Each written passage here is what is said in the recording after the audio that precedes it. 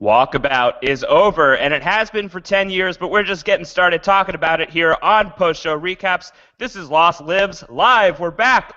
We exist. We're still here. I'm Josh Wigler, and I'm joined here by a guy who loves it when you tell him what he can and can't do. It's Antonio Mazzaro.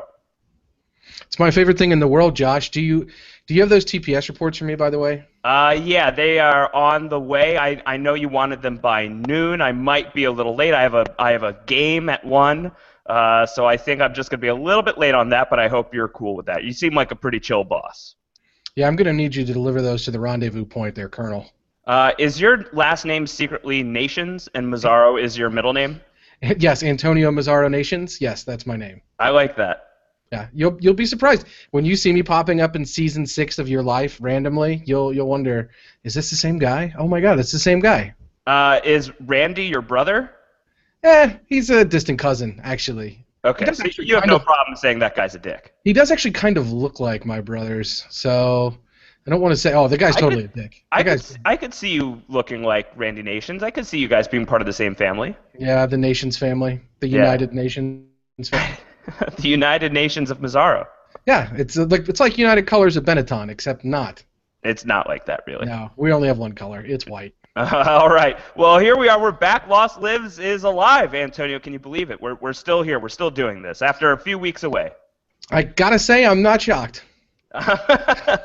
Well, Antonio and I we've been podcasting pretty much nonstop since June. Not just about Lost, but about a few other shows. We talked about The Leftovers. We talked about The Strain. Both of those shows have now ended. They've moved away. They're in the off-season period now. We are going to be we'll be talking about Leftovers and The Strain probably around the same time next year or next summer. I would guess is when those guys are coming back. I think so, and I think there's some leftover things to talk about from The Leftovers, so maybe we'll revisit once before the season starts. Yeah, I think that could be fun. But we also obviously had been talking a lot here on the Lost Lives podcast. If you guys have been listening along since we launched that in July, Lost Lives was basically designed just to be kind of a fun way of celebrating the 10-year anniversary of the Lost series premiere, but it's been fun enough for guys like Antonio and myself, and we've had friends of the podcast, AJ Mass, Mike Bloom, Joe Garfine, some other people along the way who we've been chatting with just about general Lost topics. And now we're kind of in the phase of, should we be doing a rewatch or should we just quit while we're ahead? I don't really know what we're doing here, but we are talking about some of the episodes past the pilot. So this is actually the 10-year anniversary of the airing of Walkabout. And I think it's kind of fun if we, get together every now and then and talk about the 10-year anniversaries of some of the best episodes of Lost. We did not do that for Tabula Rasa. We could talk a little bit about Tabula Rasa today on this podcast. But Walkabout, when we ranked our list of the best episodes of Lost, that was number 3 on our list. So this is an episode that I certainly adore. And Antonio, I assume the same for you, that you're a big Walkabout man. Yeah, this would have been in my top 3 for sure. And I would say, you said we can talk about some of the best episodes of Lost, and then you said we didn't talk about Tabula Rasa. That's because this is, I think, clearly a better episode, even though some of what's really good about this episode is set up in Tabula Rasa and the pilot as well. When we first meet John Locke, the things we see John Locke doing, we begin to wonder about him. It's very natural that we jump into a flashback with him. I think it's all the more memorable because of the little snatches we've seen of John Locke throughout the first couple of episodes of Lost. So even in Tabula Rasa having a flashback that we don't love, there's a lot of value in it that I think until you're rewatching it and you realize not only the progression of the episodes, like the order, but also the specific little character moments that you get, even in passing on an island in an episode like Tabula Rasa, you're seeing a lot of value for what we set up to come. No, it's a great episode, Tabula Rasa. I think we had it at 49 on our collective list, so that's pretty damn good. One of the better Kate episodes. I don't think it's the best Kate episode, but I think it's pretty close. I think it's probably my second favorite Kate episode. Really good episode, but we missed the 10-year anniversary of that one. And not to say that we're only going to be doing 10-year anniversaries of the best Lost episodes. I think that we would be missing an opportunity if we didn't do the 10-year anniversary of whatever the case may be, for example. And I could guarantee you that we are going to be talking about, if not all of the episodes of Lost, we're going to be talking about a lot of them along the way. Maybe that's not the rewatch pace that you guys are necessarily hoping from us. I think it's the rewatch pace that we can realistically do. I would say if you're itching to rewatch Lost and you're down with the pace of maybe an episode a week with a few skip weeks built in there, I think that this is going to be fun for you. But I would also say you could probably just binge rewatch Lost and listen to these podcasts anyway, and you'll even come at it with greater knowledge if you go and just do a binge rewatch right now. I really encourage that for everybody. I think everybody should go ahead and do that. Yeah, I'm hoping that whether you binged rewatch as soon as we started talking on Lost Lives here, or whether you're going to binge rewatch now, we've had a lot of different feedback from users. Some people have tweeted us and said, for example, this was from Tyler Morgan, said, rewatched the pilot on the 10-year. Thought I would stop after that. Needless to say, I just finished season 3. Yeah, and that's a recurring story that I've heard from a lot of people who've been listening to Lost Lives is if they hadn't done it already by the time that we started talking about the pilot on September 22nd, 2014, the 10-year anniversary of that episode, it's certainly, if people hadn't been doing that before, I think from that moment onward, I got a lot of feedback from people like, oh yeah, I just kept going. I think that's great. I think you should. I don't let us slow you down. Go and rewatch the whole show and just listen to us whenever we are able to do these shows, because I think Lost is an infinitely rewatchable show. So go and do it at your own pace. This is what's realistic. And also, I think, in terms of podcasts that aren't just rewatch podcasts, I think we're going to be doing plenty of that. There's definitely Antonio and I, in the break between finishing up our list of the best Lost episodes and this podcast today, you and I had joked offline that we wanted to do Locktoberfest. Apparently that exists already. Apparently in 2008, the Lost Unlocked podcast did Locktoberfest. I hadn't realized that was a thing. Yeah, and they did some song parodies. Instead of She's Lump or the song Lump, they did He's Lock, He's Lock, He's Lock. It's pretty good. So if you have the time and you really want to binge and gorge this Locktoberfest, check that out. And we have our own little walkabout through Lock fame here going today.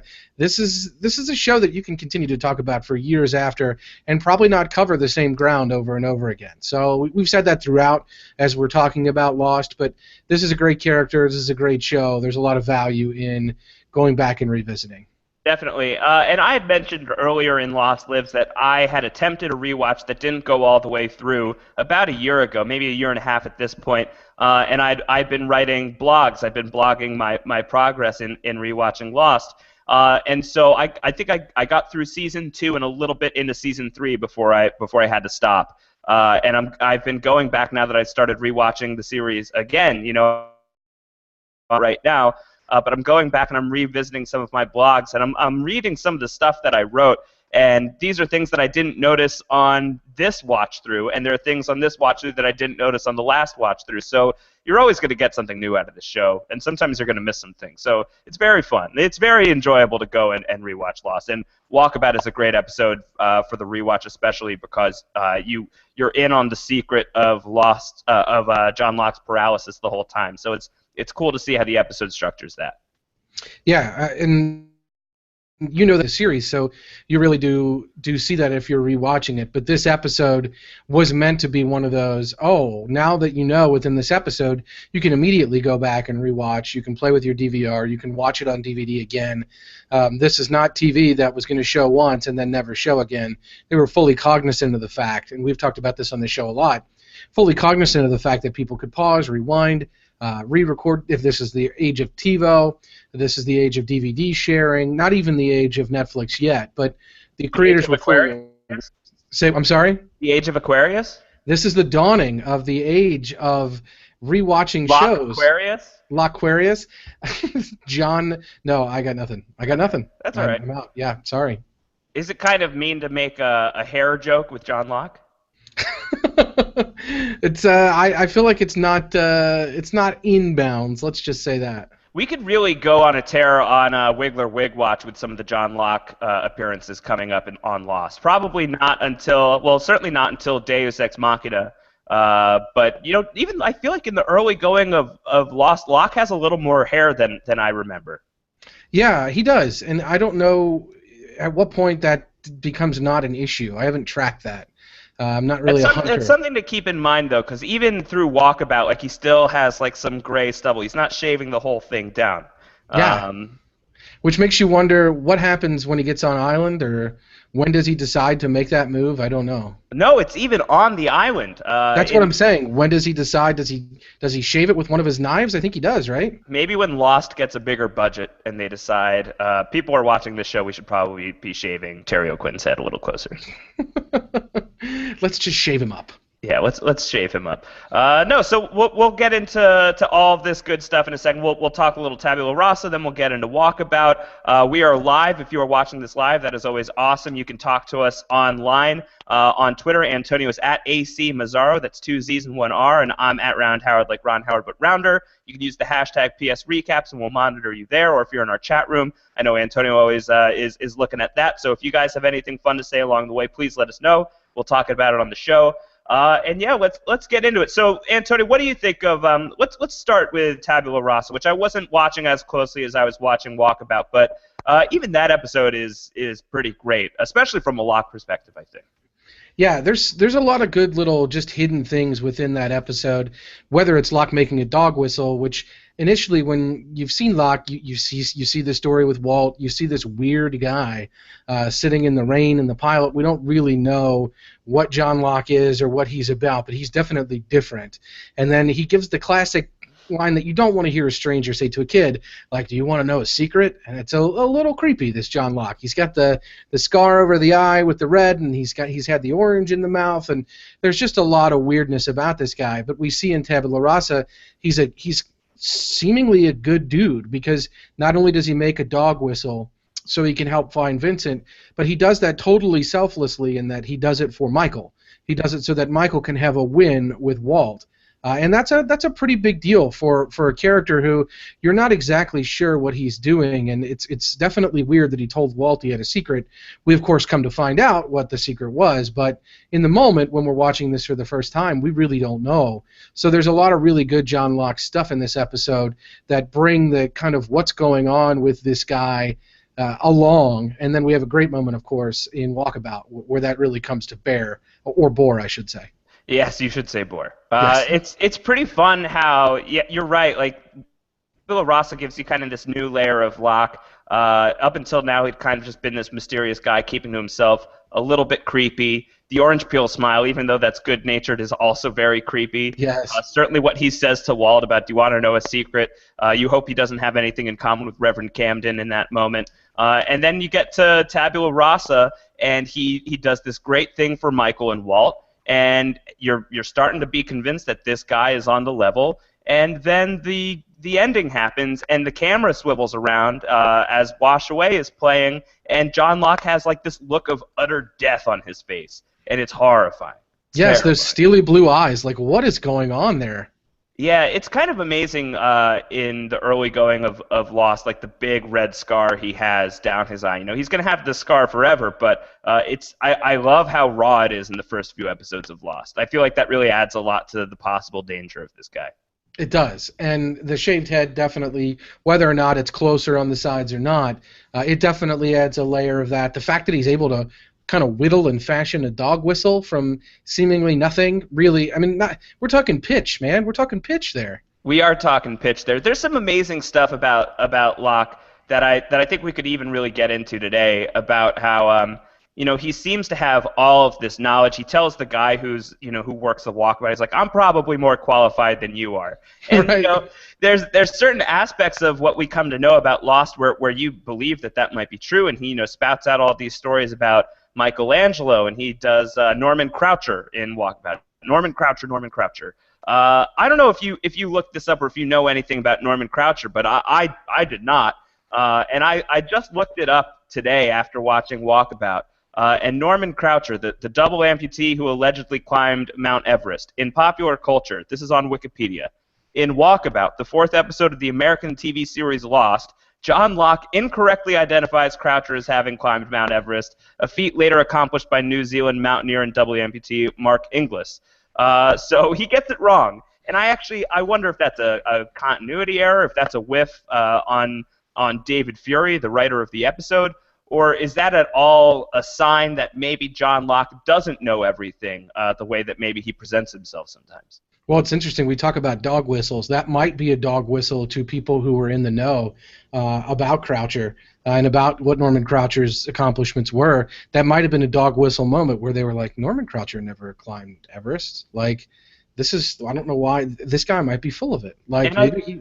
I think that, whether or not it's intentional, you have to take some of these things as canon. This is what's on the show, as he says this about Norman Croucher, and he's wrong. Unless in the universe of Lost, Norman Croucher did climb Mount Everest, which is possible. Oh, I don't want to get into that. Weirder stuff has happened. Yes, that is true. But I think that you can point to this as a really early example of, all throughout Walkabout, you're going to find out about Lost. You're going to find out about John Locke as a sucker.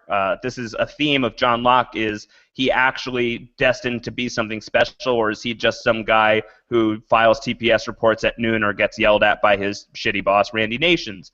And I think that you can point to something like this seemingly innocuous Norman Croucher moment as maybe a sign that, yeah, Locke talks a really big game, but maybe doesn't know everything that he's talking about. And I think that's a really interesting shade of the character.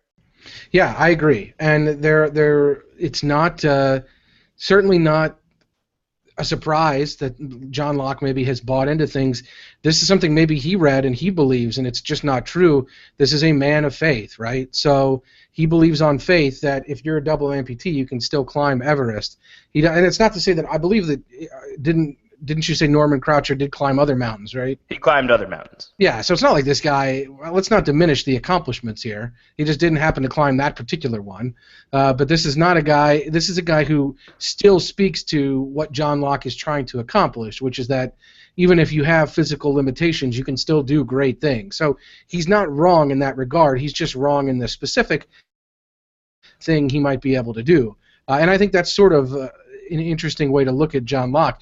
He's not wrong in that he has a very key role to play throughout the story.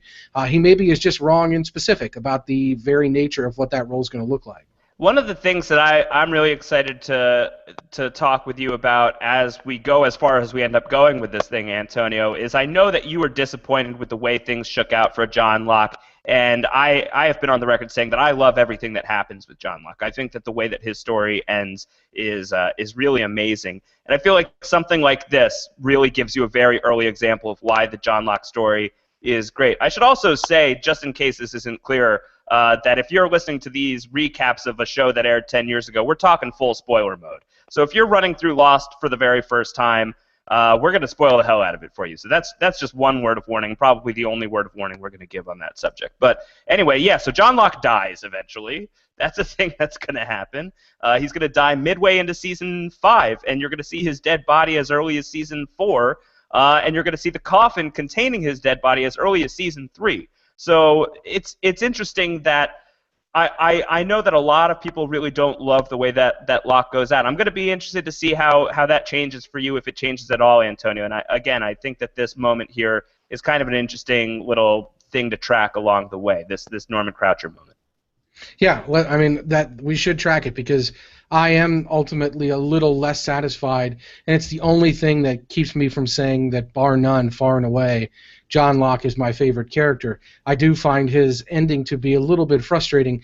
We've had good feedback throughout this podcast from a lot of our listeners and from others who have said John Locke wins. He wins because he was right, and because Jack has to buy in to what all happened, and that this is absolutely something that needed to be done. And even though you see him in corporeal form, it's the Men in Black, so it's not John Locke, and if it's the Man in Black, then John Locke still wins when you have to back what John Locke was saying, and that he's right above all else. He's right above Jack, Ben, and all of them.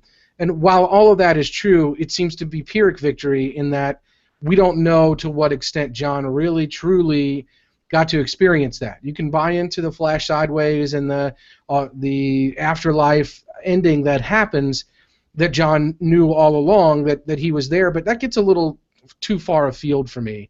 In that it puts you on a plane where I don't necessarily want to be in terms of thinking about what characters know and what they don't as they enter into this afterlife, when they formed it together, what did they know. These are questions that the entire conceit of Season 6 causes in me that I have a problem with. I would rather know that John Locke died knowing that he was right. And in some ways he did, but in many other ways he didn't. And it's really kind of a quick ending in the life and death of Jeremy Bentham that we get for Locke ultimately, even though we knew it was coming from the end of season 4, as you point out.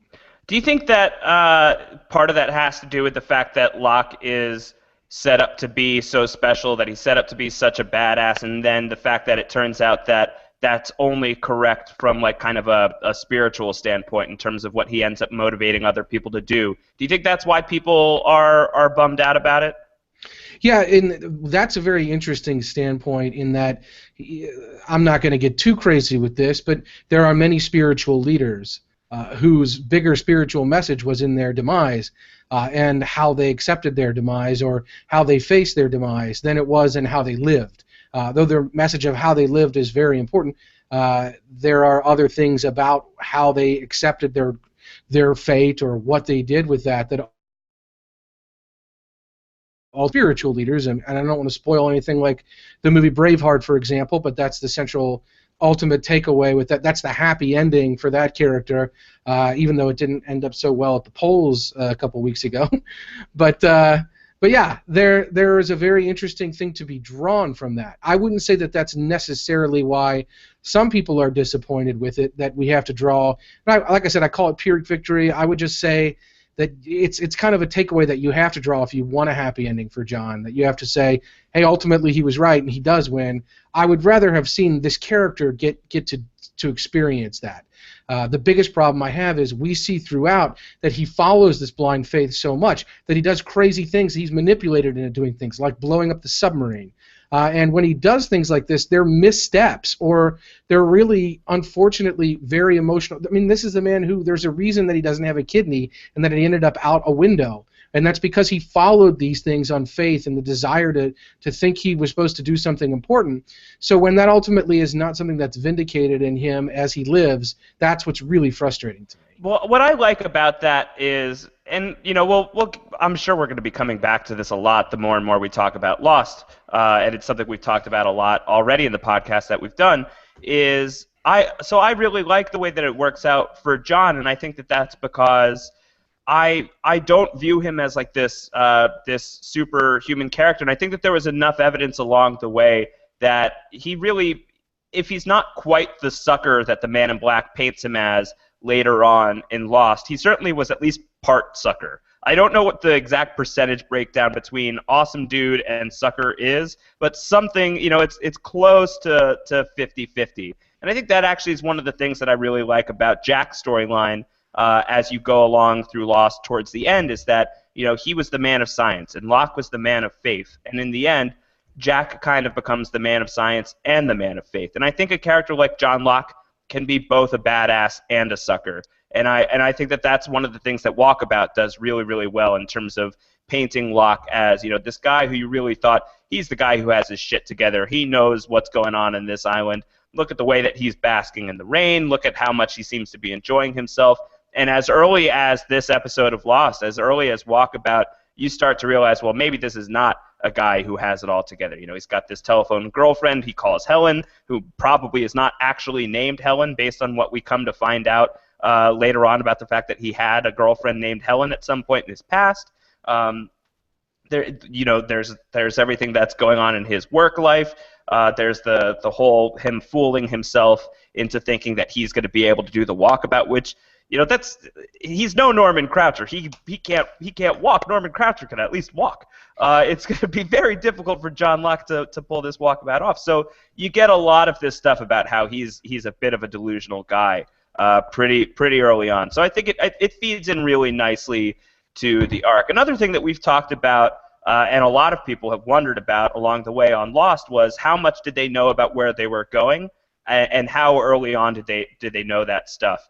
And I don't know if it's necessarily they knew exactly where they were going, but there's some really compelling stuff about John Locke's ultimate role in things as early as the pilot, when he holds up the two sides. One is white, one is dark. He shows that to Walt. You get in, I think it's raised by another, the Claire sequence where she sees Locke with a white eye and a black eye. So you're already getting some stuff about how Locke might have a dual purpose in this thing. Kind of the ambiguity of where Locke stands is a really important part of Lost.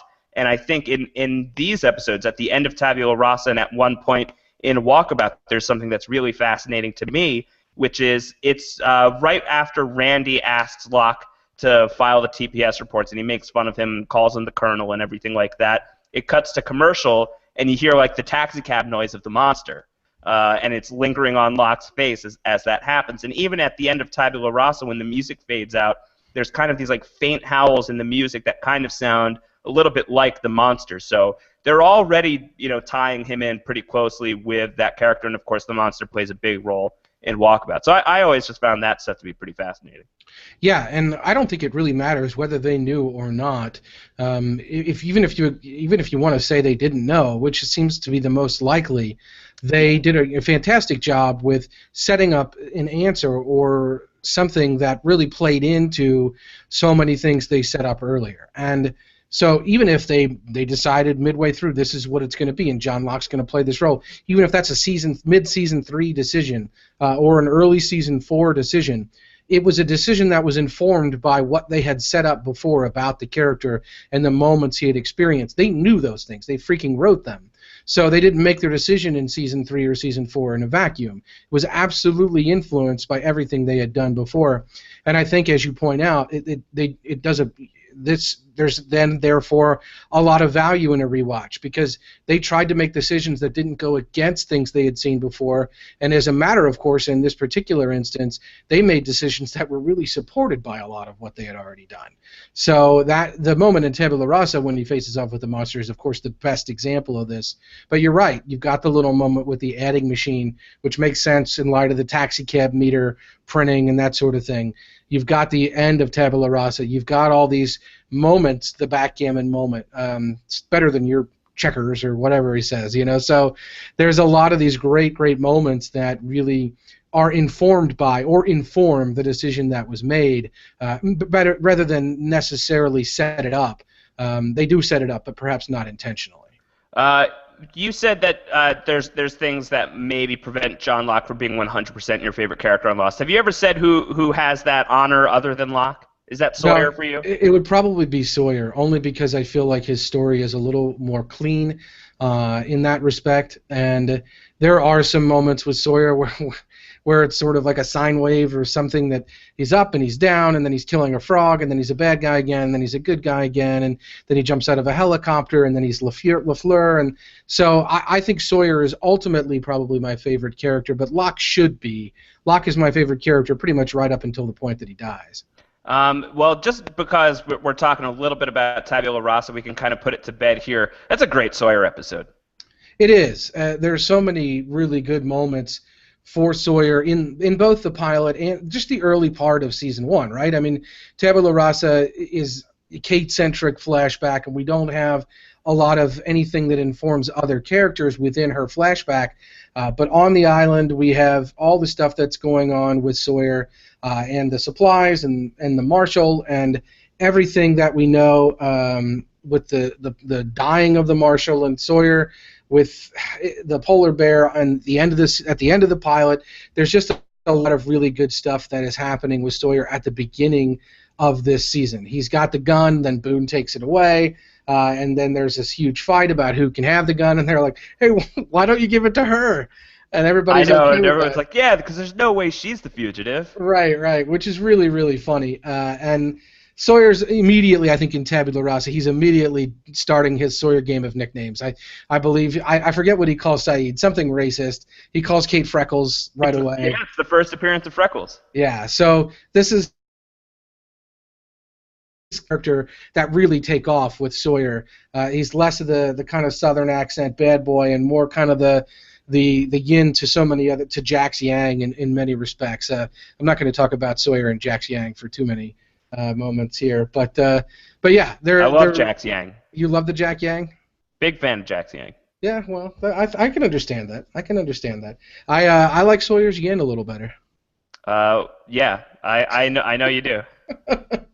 But I think that it's interesting because if I know correctly about Walkabout, I think the original title was supposed to be something like Lord of the Flies, like that evident, when you've got this character of John Locke. And I know in Tabula Rasa, Sawyer has this great speech about how we're not in civilization anymore, we're in the wild. Yeah, I'm in the wild. And that's really, really good because so much of this early part of the show, and really, I think, what sold the show, not just the mysteries of the show, but the sort of weird evolving genesis of an idea that was lost, that started with just people being stranded on an island and turned into a mystery show of people being stranded on an island.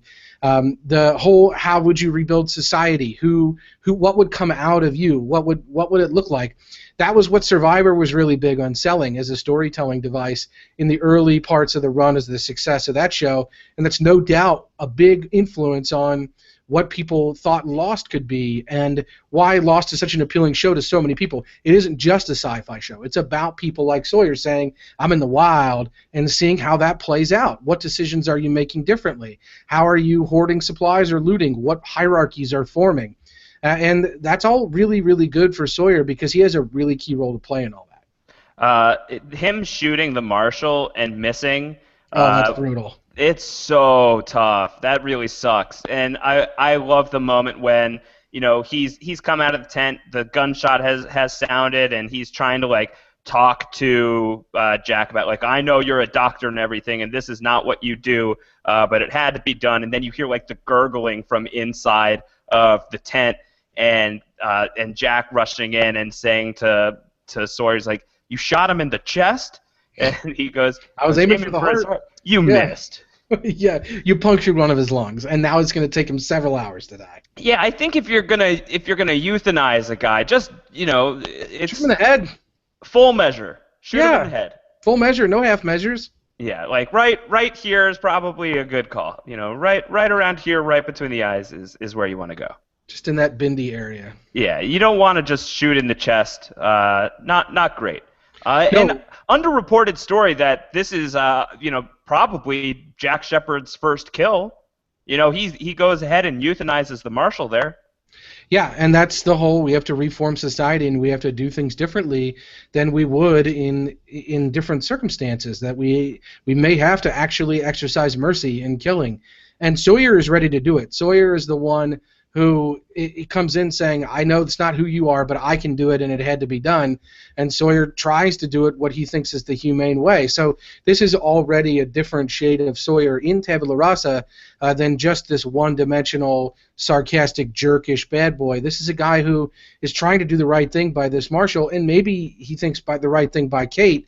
And I don't know if it's in service of trying to cover something up for her, or what his true intentions are. You can only read them as mercy. And the fact that this guy wants to show somebody mercy in that moment tells us a little bit more about Sawyer than we would think we would originally get from just these first 3 episodes. Yeah, and I think people remember Sawyer as just being like thoroughly rotten until, maybe later on in season 1, maybe not until Confidence Man when you start to see shades that Sawyer actually might not be such an awful guy.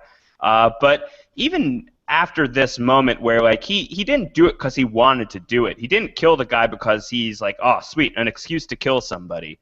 I don't think he takes it lightly, and when he realizes that he messed up, he's like really rattled by that. He can't even light a cigarette. He's just sitting looking really depressed. Saeed throws him the apple, and he's like very, very downtrodden. So you get that from Sawyer right away. Even the guy who has kind of been like the biggest crap bag on the island so far.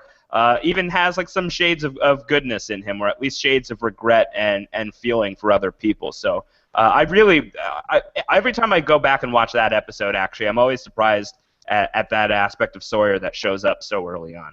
Yeah, he's willing to make choices, or he's willing to be hated as a person as a consequence of the choices that he's making. And I think on some level, Sawyer does know that he's done bad things in his life, and he probably deserves to own up to them or be punished for them.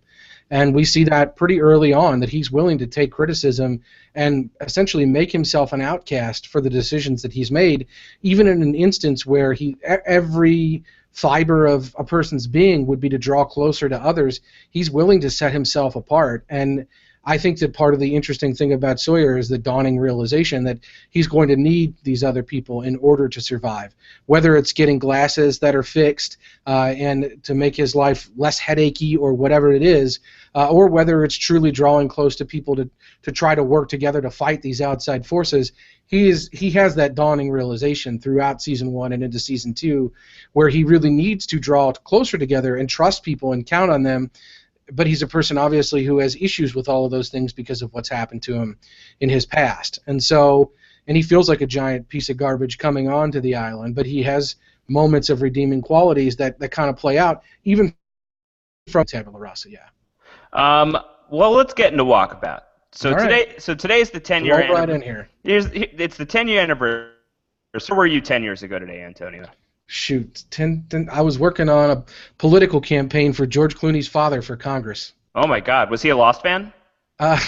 Not that I know of. I guess no. It was early, so yeah, he probably heard of Lost at that point. He might have. It would have been. Well, I don't know. It might have been on his radar. Yeah, it was an ABC show. It's on network TV. Now, you've told me your story about how you got into Lost before. Was Walkabout your first episode? I'm trying. No. I watched probably the first 6 on a DVD. Right, that's right. And jumped in after that. So Lost wasn't even on your radar yet. No, I mean it was on my radar as a show that existed, but it wasn't one I was watching about it and gabbing about it. And I remembered thinking, maybe I'll watch that, maybe I won't. What is your big takeaway from Walkabout? Where should we start here? Where should we really carve into this thing? Do we want to go right from the beginning here? I think we should. The upshot of it is and this is what I was thinking about as I was rewatching it the last couple of days. I rewatched it a couple of times. We rated it number 3, right, on our top of all time. Yeah. And so my question is, I don't think that there's any doubt that, especially the last few minutes of the episode, are incredible and just canon lost, like not canon lost, like Pantheon lost, like Mount Rushmore lost. But the question that I have for you is, what do you think about the on-island stuff that doesn't involve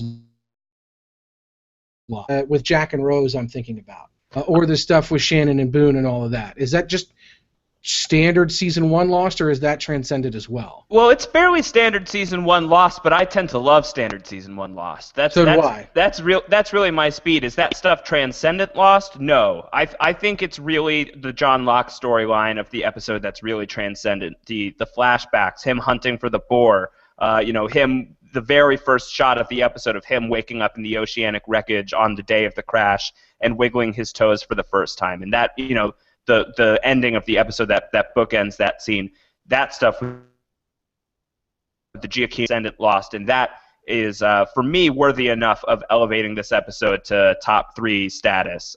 Some of the stuff that takes place on the island outside of John Locke is a little hokey, but I think that there's also some really good building blocks there as well. One of the problems with season 1 is the Shannon and Boone of it all, of course. We've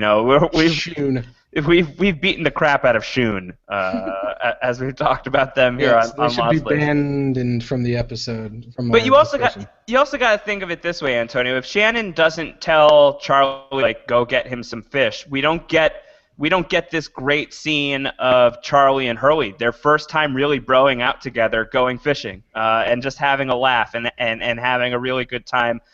Really super jolly Hurley and Charlie probably stoned out of his mind, just going fishing out in the ocean. And I love that scene. So even like the mundane stuff on Walkabout, I still think is a joy. Transcendent? No. I would not say transcendent. No, I think we're in agreement that this episode as a whole rated so highly on our final countdown because the Locke storyline, the flashback, probably, if not the best single flashback episode of Lost. I think maybe the single best flashback episode of Lost, right? According to our rankings. According to our rankings, yeah. Yeah. So that is enough to elevate it, and it's not dragged down any more than any other episode by some of the things that are happening on the island. And the things that are happening on the island with Locke are really, really, really good. And so most of the on-island stuff does involve Locke, and some of the stuff that doesn't involve Locke is also really good. And I think we should get into that. I don't have the episode chronologically in my mind. I don't know if you do. No, But we can just hop around. I think it's fine. Okay, so the stuff that the episode really begins with this idea that there are these wild boars in the fuselage, right? And Right, yeah, that's great. it's presented in such a way because we've seen the monster throughout that maybe it's not the wild boars. Maybe it's something else, right? Yeah, well, at first you think it might be Sawyer, because Right. that's what Jack says. He's like, Sawyer. I'm right behind you. Right behind you, jackass. Yeah, that's great. Another great Sawyer moment. Yeah, and I think telling, like, this isn't Sawyer here. Yeah, but then you don't really know what's in there, and you do think that it could be the monster. I think that's one thing that I really like is so this is only night number 4 for the survivors of Oceanic 815. So it's really early days. Their very first night, they heard this giant monster ripping through the jungle. They've probably heard rumors of the polar bear. There's going to be a great line later on in the season where Charlie says to somebody, "You didn't hear about the polar bear?" So I think that I think talk of the polar bear is already out there. So there's questions of what could possibly be in the fuselage, even if it's not the monster. Could it be a polar bear? Could it be something else that we're not even thinking about? That's another funny thing from Tabula Rasa when Hurley confronts Jack about what he saw in the jungle with the monsters. Like, was it a dinosaur? Was it a dinosaur? You didn't see it. How do you know it wasn't a dinosaur? So people are worried and people are wondering what's inside of this thing. And then you find out that it's just some boar. It's a bunch of pigs. Not really that scary in the grand scheme of things that these guys are going to face on Lost. And it's really only Locke who has a smile on his face when he identifies that these things are just pigs. Charlie goes, "What the bloody hell was that?" And then Locke steps in the frame and just smiles and he says, "Boars." Because he's pumped. He knows that this is his thing. He can do this. Yes, and luckily he's got a case of knives that he checked. He didn't carry on. He checked them. Yeah, checked them. Checked them. So he can pull these knives out and do some damage. So yeah, he sees an opportunity here, feels the call of nature, shall we say? Yeah, and instead of peeing, he's just gonna throw knives at stuff. Yes, and that's the call of nature for John Locke. If I could throw knives instead of peeing, I would do it. I don't know. I kind of like to pee. You like throwing urine knives? Oh, that's weird. No, I don't like doing that. Okay. Because then I'd have to touch it with my hands. Oh, yeah, okay. All right. Well, you have a cannon, I guess, instead. I wouldn't want to trade my ability to pee for throwing knives, I don't think. So if every time that you had to pee, you could instead throw a knife into the what wall? would I be throwing a knife at? Like, maybe there's not a convenient place to throw a knife at. But you have a convenient place to a toilet? Yeah, I think so. Maybe the side wall of a restroom. I guess. So I'm at dinner and I say, "Excuse me, guys, I have to go to the restroom." And I'll go to the restroom. Take your butter knife with you. And instead of peeing, I just stand back against the wall and just chuck a knife at the urinal. That's it. Then you can go right back out. Antonio, you've convinced me. It's great. Listen, anywhere that you can pee, you can throw a knife. I'm putting that out there. It's not like you're peeing in a crowd at a concert. Maybe you are. I'm afraid of where, if the knife hits the urinal and it bounces off, where does it ricochet? Does it hit the guy next to the urinal and hit him in the foot or something? I feel like it's less awkward to go pee in the bathroom than to go into the bathroom and throw a knife at a urinal. I think anyone in there would be really upset. That's true, but you never pee next to someone at a urinal. You know that. You wait for the open urinal. Oh, I do if I have to. I don't care. Okay, well, there's always a stall. You don't go in the stall? We're revealing a lot about ourselves. This is a Lost Lives moment. This is not a moment. It's a Lost Lives Lives moment. I think that put yourself in the shoes of the guy who's peeing standard style, let's say, not knife style. If he's peeing standard style and you come in and you throw a butter knife at a urinal, that's a story he can tell the rest of his life. Is it a pull-down pants pee for this guy? Well, if it is, it's his fault if he can't get out of the way. That's a deep cut joke to an earlier podcast. Was that a Leftovers or the Strain podcast? That was Leftovers. Yeah. Deep cuts. No, I just think that you have an interesting opportunity. Unless you're peeing your pants on the rag, then probably get away with throwing a knife instead of peeing. Plus, if you throw a knife, you don't have to unzip. You don't have to wash your hands after. Just get in, throw the knife, get out. This is a lot of conversation about urine when we're on Lost here. That's true. I don't know how we did this. I don't know. I don't know what's going on here. Let's get back into the business of throwing knives, but let's try not to pee while we do it, if possible. Perfect. What do you think of the first knife throw of John Locke? This is an unbelievable moment. Yes, it's incredible. And And then Sawyer probably is peeing his pants. Yeah, Sawyer, the knife can cause other people to pee. So this is That'd fantastic. be great. So just to stay on the topic, so if Sawyer has the ability to throw knives instead of peeing, like what is his reaction there? Because like throwing the knife at Sawyer's head is going to make him pee his pants. Yes. Sawyer's like, ah, and he pulls the knife out and throws it back. Pulls the knife out and throws it back wordlessly. Oh my God! And then Locke would probably catch it, and he probably would have been a little scared. So would he throw the knife back? He has to throw it back. Yeah, it's just like an endless loop of throwing knives. It is. It is. This is great. Yeah, but Sawyer definitely peeing a little bit there. Yeah. I think I would be. Wouldn't you be? Yeah, are you kidding me? So this is like the super quiet guy this entire time. He's got this horrifying red scar down his eye. The only time I've seen him smile, he's had an orange peel underneath his mouth, and I was not expecting that. He's kind of got like he's the silent old creepy guy and has a little bit of a clown thing going on, and those are two very real fears. And now he's throwing knives at my head. I would be horrified if I was Sawyer. I would be deathly afraid of this guy. The best part is it really does seem to be in response to Sawyer, who is mocking Saeed at the time. Like, Saeed's like, we can find food on the island. Yeah. And Sawyer, I forget what he's saying. He says something really sarcastically, and as soon as it's out of his mouth, a knife hits right next to his face. So it's like, do you have a problem with me specifically? Yeah, I think Saeed says something. He said, "There's plenty of things on the island we can get for sustenance." And Sawyer says, "Exactly how are we going to find sustenance?" Knife to the side of the head, or close to the head. I like it when Jack says, your aim is a little off, or maybe your aim's either really good or maybe just a little off, depending on what you were trying to do there. Yeah, some insight into what Jack would have done with the knife. Yeah, now that he's found his killing ways, he's got a taste for blood after Tabula Rasa. He's ready to rock. Yeah, there's blood in the water for sure. He's like Batman. You don't go down that road, because once you go down that road, you don't stop. And then, Locke gives the whole speech about how these are razorbacks, and he has this whole idea for how to pin them, and it's like this very elaborate thing. And he finishes, and Sawyer just looks at Jack. He goes, "And you gave him his knife back?" Yes.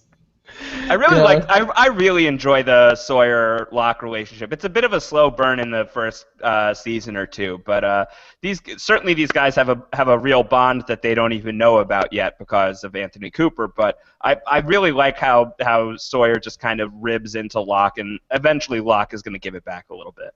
Yeah, James. Just the way he calls him James. Oh yeah, totally trolling him. Yes, totally. And it hasn't started yet, but it's born of this sort of, I don't really think that you know exactly what you're doing, and you're a crazy old coot, and I know exactly what you're doing. I know who you are, James. I'm going to call you James. I don't think that happens until the hunting party in season 2. Is right. The appearance of Locke calling him James, but forevermore he is James to Locke. Yeah, and it's just sort of born out that the whole beginning of the relationship begins or is born out here with this whole knife incident, and the way Locke kind of sticks it in his face and steps up and gives that big speech, and it's really good. What is Hurley's reaction? Hurley's reaction is always one that makes me laugh too. Hurley just is always like, dude. Yeah, who is this guy? Like, what are we doing? Oh my God, who the hell is this guy? Like, this is no good. Yeah, I mean, I think that Hurley is probably thinking along the lines of what we were thinking of, like, oh, this guy's terrifying. Yeah, oh my God, here we are. Like, who did I end up on this island with? And then, as that question is asked, we immediately go to the first flashback, or I guess technically the second flashback if you're counting the very beginning of the episode as the first. But we go back to Locke's office job at the box company. And you don't know it's a box company yet because he's picking up a phone call and someone says, "Colonel Locke, is this line secure?" And you're like, "Oh shit, John Locke's a colonel. That's pretty badass." And then you find out that he's just playing a board game. Yeah, and you find out in the worst possible way. We have our Randy Nations, our first of several many Randy Nation appearances. We have him kind of show up and just douche it up about the TPS reports. Do you know? I don't know how many office jobs you've worked in. Are TPS reports a real thing?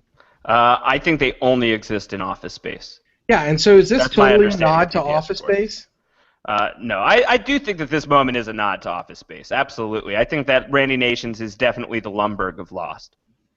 Yeah, and it's sort of like it's this mindless useless paperwork.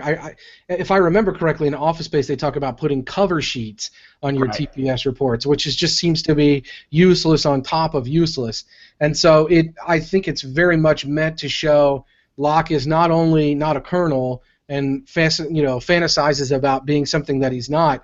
He has a really drone-based kind of mindless job. We have that great cutaway to show the sort of office with the cubicle farm that he works in. He's using a manual adding machine, which definitely at the end of that first scene does sound like the monster's noise, this sort of printer noise.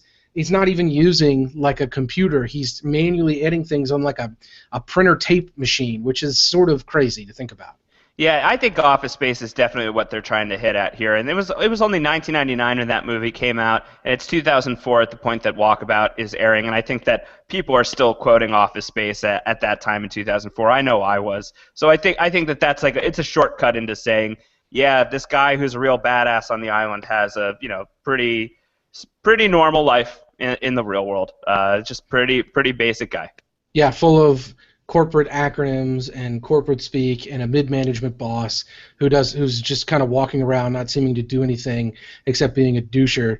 So that is all very part and parcel to what they want you to feel about Locke within a minute and a half of seeing him. And what's the board game that he goes on to play during his lunch break? That's a good question. I don't know. It looked like it could be it's not Stratego, because in Stratego you don't know what the pieces are. Right. I would have liked to have seen him play Stratego. I bet Locke would be baller at Stratego. He would find a way to make that whatever it is, like the. It's Stratego, not Stratego, right? I think it's Stratego. I always called it Stratego. Strigoi? Strigoi. Well, that would be that we could play Strigoio and have it be a vampire-based Stratego. Strategoi? Stratego. Yes. Oh man. We could do it. I would like to see Abraham Satrakian versus John Locke in a board game. Maybe that could be Reality Game Masters too. Where's the reality part of that? This would be scripted Game Masters one. Yeah, post-show Game Masters one. Who else would be in on that? You would have John Locke. You'd have Abraham Satrakian. Do you get James Heller from 24 Live Another Day? Oh my gosh, President Heller? Yeah. How would he invite you to play a board game? What would his invitation sound like? John Locke, let's play Strategoi. We're gonna play. That's what's gonna happen. Locke wants it. Locke needs it. Locke gets it. What if who from Sons of Anarchy would be good in post-show recaps Game Masters? Unser. Unser? Oh yeah, Unser would be good. Unser would be. Hey, Locke, you wanna play Stratego? My Unser is more like Carl from Aqua Teen Hunger Force. Yeah, this freaking dog here. What's he say his name is? Spaghetti? I don't understand. Yeah, we could have him play in the board games as well. That would be good. This is good.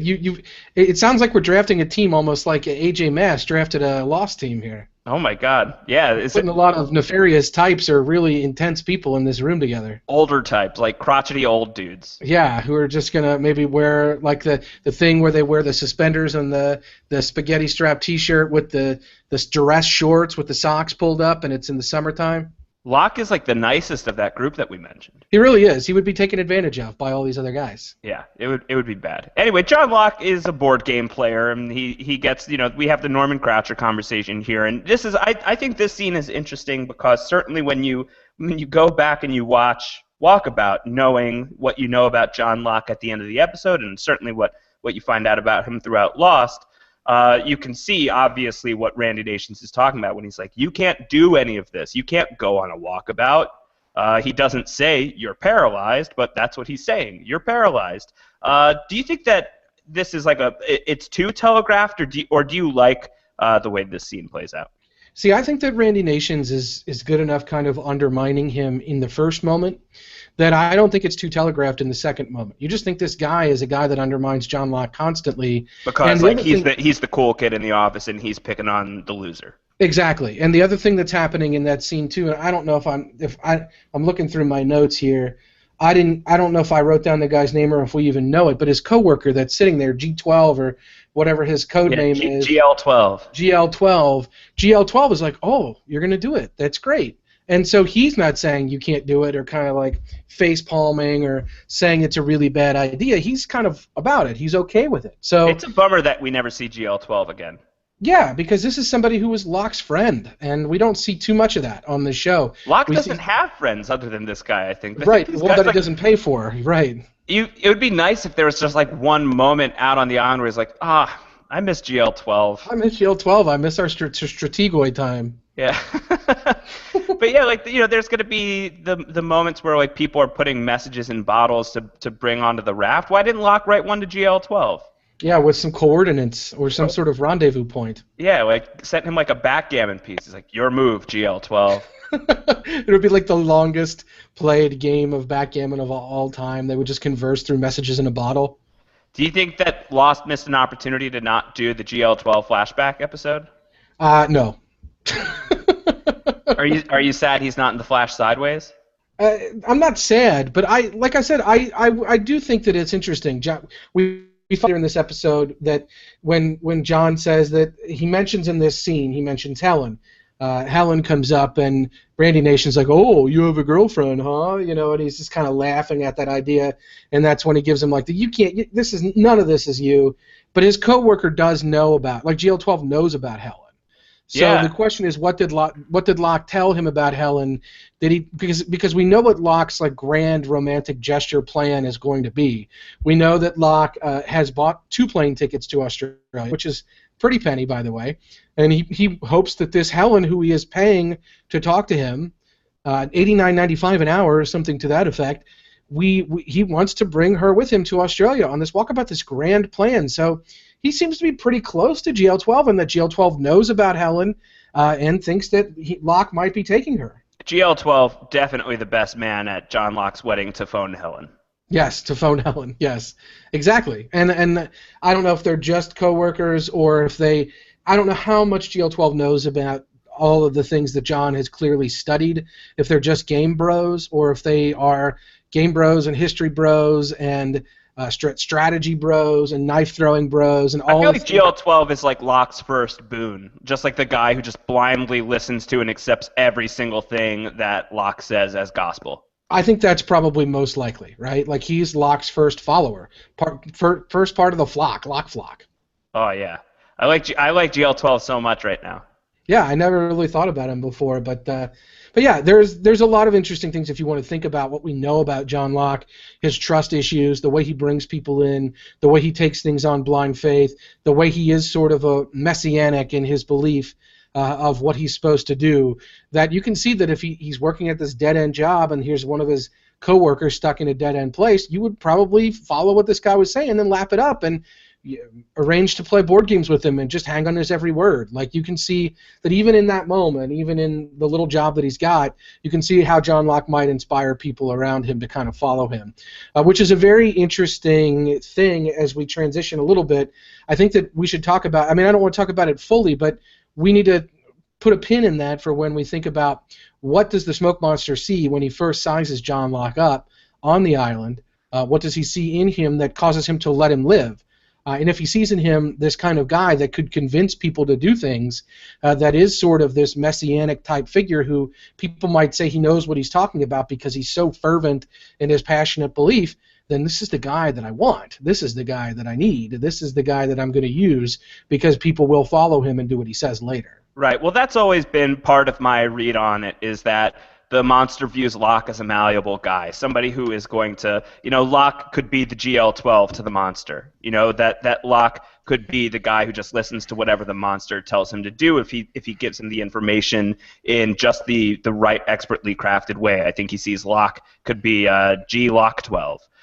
So I think that that's kind of part of it. And then there's like the really complicated stuff that you can get into. Like the time travel means that John Locke has been on the island in the 1950s, possibly earlier, so the monster may have already encountered Locke in some way, shape, or form and already kind of has Locke on his radar through that stuff. But that's really heady stuff that we can get into if you want, Antonio, but that's gonna like take another podcast, I think. I'll need to wring my hair out and just squeeze all the oil that it's going to cause to generate from my scalp all the way down to the ends of my hair through the brain power that'll be used to try to think about that. Time travel always has that effect on me. I have to wash my hair after.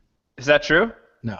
Your brain oil just like starts leaking? Yeah, just it's time to change that oil. Brain oil. I hadn't really thought about that. Well, you should think about it. You know what else I think is interesting is, so do you think that Locke's job he's, or do you think that he just spends literally every single cent he has on these Australia tickets and on these ridiculous phone calls to Helen? I think the latter. I think he has really nothing else going on. He These are lives like his two things. he lives a yeah he this is what he really is after. He lives a fairly he just kind of an existence that is really not what you would expect. There's not a lot of splendor in his life. He obviously has some kind of Maybe some Splenda. maybe there may be some splendor. He has some medical needs, that's for sure. Um, this is he kind of has just like a Spartan lifestyle, right? He seems to live very frugal. We don't know him to be a man of great luxury. He has kind of a shitty job that I'm sure he's not making a lot of money at. So this is probably where all of his money goes. And I mean, it's not like he's going out and going to concerts or things like this. This is what he's doing with himself. Man, my favorite moments in Walkabout, and there are so many, but one of them is when it's on the island. So Locke and Michael and Kate, they're going to track the boars in the island, deeper in the jungle, and the boar knocks Michael off his feet, and Locke falls onto the ground, and he has like his whole, kind of like he's totally taken out of it. He looks at his toe and wiggles his toe just to make sure that he still can do it. Just to make sure that it wasn't a one-time deal that he's able to walk and now he can't anymore. And then Kate, asking him like, "Are you all right? Are you all right?" And he's just like, "Yeah, I'm fine, Helen. I'm good. I'm good." It's like, "I'm not Helen." Do you think that like Locke just like refers to all women as Helen? Knowing what we know about the phone operator, whose name obviously is not Helen, and yeah, that's so he's you given don't her. think that like he sought out a phone operator named Helen? You think that my understanding of this has always been like she's some sort of like phone escort type that she's like, "Yeah, you can call me Helen." Yeah, you can call me whatever you want. You can call me Steve. Right. You can call me whatever. It's just going to cost you $90 an hour. And yeah, well, I mean, the way I think about it, and this is the interesting and sad, really sad thing about John Locke is, okay, so $90 an hour. If this is his form of therapy, fine. $90 an hour is about a low-end rate, I think, for that kind of care. And if this is what he gets out of it, there's a little bit of therapy and somebody to talk to about his problems and somebody who is being paid to listen to his problems, fine. The problem is the lady says, John, you need a therapist. And John, I have a therapist. I know. He has a therapist and this. It's like, this is really sad, John Locke. Man. Well, we find that out later. I'm trying to remember which episode that is. I think that's the man from Tallahassee when he goes and like sees somebody like to get like to collect on his disability to get some money there, and it turns out his disability is depression. So this is like pre-paralysis. So yeah, I think that Locke's been seeing somebody for a while. Doesn't seem to have been helping. No, and in addition to seeing somebody, he's paying somebody to be Helen. He's essentially paying someone to put a wig and costume on and pretend to be someone from an earlier part of his life. And that's a really difficult thing that we know in hindsight, that we don't know in the moment who the previous Helen was or what the deal there was. Once we know that, this scene becomes even more heartbreaking, him talking to this Helen that we know he's essentially named Helen. It's like a callback to like things like Hitchcock's Vertigo, where you have this obsession with one person and you try to create other people in their image, and he's essentially paying this person to be Helen for a while.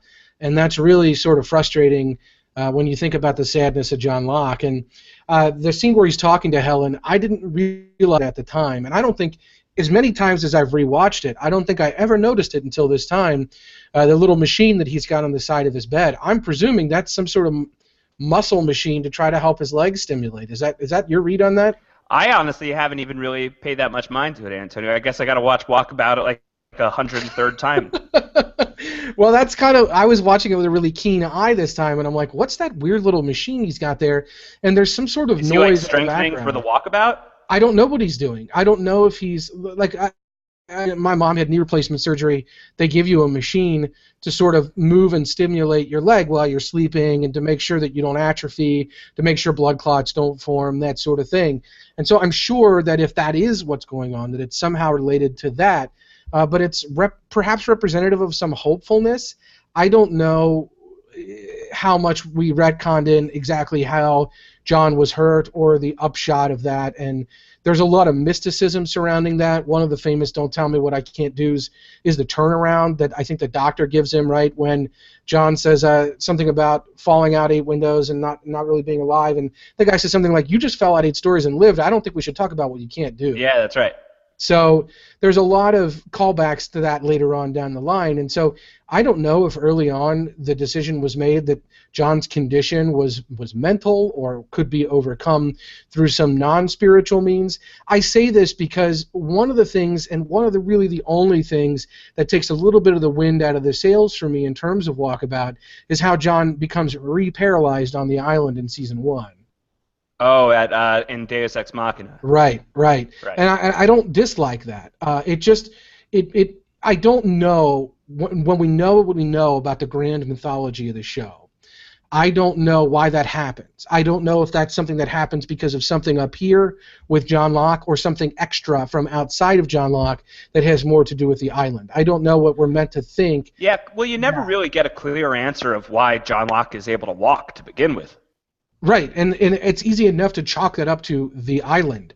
And what I'm saying is, if he's got this machine in his room, I don't know if this is something where there had been some belief at some point that he would be able to walk again, that maybe it was psychosomatic in some way, that he wasn't walking, or if it was truly a paralysis. There is some medical detail given, but so much of what happens with him is sort of extra medical. It's sort of fantastic that it's happening at all, and I'm of the belief that part of the reason why he survives, period, is that Jacob touches him and brings him back to life. Right. So once we establish that as the reason that John Locke is alive, then I think everything about John's ability or inability to walk and have that being medically based sort of goes out the window. And you're left with wondering, maybe he's just not supposed to walk until he gets to the island because it is supposed to be some sort of grand awakening. Why that gets taken away? Hard to say. But I think about that in the moment when we see what his non-walking off-island really looks like. He's got what I think are medical machines in his house. He's in a wheelchair that is kind of not one of the your standard, like, you're not going to be able to walk for the rest of your lives wheelchairs with the medical or with the electronic kind of apparatus and all of that. It's a much different wheelchair. It's one of the manual ones. So I don't know if that's because he's poor or what, but there are a lot of interesting facts here that I haven't really thought about at length that play out when we see a John Locke on the island from the beginning of this episode on, who can walk. So I think the biggest John mystery of Walkabout that remains a mystery, even after all these years that Lost has been off the air, 10 years after Walkabout, more than 4 years since the finale, is what Locke sees when he sees what appears to be the monster, but we never get his perspective. That's not something that Lost ever decides to show us. I was always convinced that we were going to see that at some point in time. What was it that Locke saw? Because we're going to get it as soon as the White Rabbit, the Jack episode, the next episode, where Locke will tell Jack, I looked in the eye of the island and what I saw was beautiful. And you're going to get it when right before Echo dies. He asks Echo, did you see it, referring to the monster? And Echo says, yeah, what did you see? And Locke says, I saw this big bright white light. And Echo says, that's not what I saw. I saw something very, very different. What do you think Locke saw here? Do you have any theories of what happened here, or any thoughts on the fact that Lost will never really show us what happens in this scene? It's interesting because the assumption that you would make is that he saw a cloud of smoke that pointed up to his face, and he looked into the cloud of smoke and saw flashes that would make some people think it was a nanobot that looked like sort of electric synapses firing throughout this weird nebulous cloud of black smoke. And there would be that would be what you would think that he saw. But the way he describes it is almost the opposite of that, right? Yeah, he calls it a big bright white light.